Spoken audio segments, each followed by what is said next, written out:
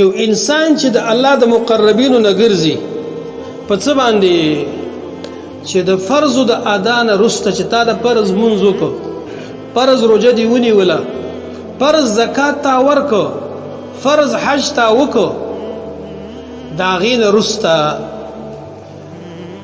ځان سره د نفلو ذخیره ساتل، نفل کول، د نفلو اهتمام چې ځان سره به نفل هم ساتي.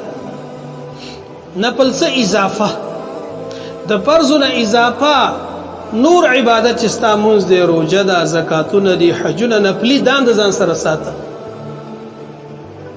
فرض خو په تا د الله حق دی او ادا دې کو، فرض روژه و یو میاشت تا ونیولله، دا خو به تا د الله حق تا به خامخا کول. اوس نفلي عبادت د دې نه اضافه نورې روژې دا نیسه. مونځ دې وکړه، فرض مونځ سنت دې وکړل، نو د دې فرضونو او سنتو نه وروسته ځان له نفل کول، د نفلو اهتمام کوه، د شپې تهجد کوه، د سنتو نه اضافه نور نفلونه کوه. جمعې په ورځ باندې 10 بجې جمعات ته راځه، کښېنه نفلونه کوه، شل دې وکړل، څومره چې دې وکړل.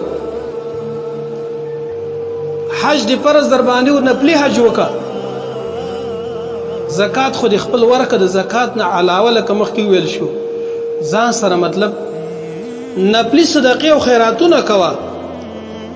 په دې باندې به ته خپل الله ته نږدې کېږي. دا د قربت او د نزدېکت وسیله ده د الله ته.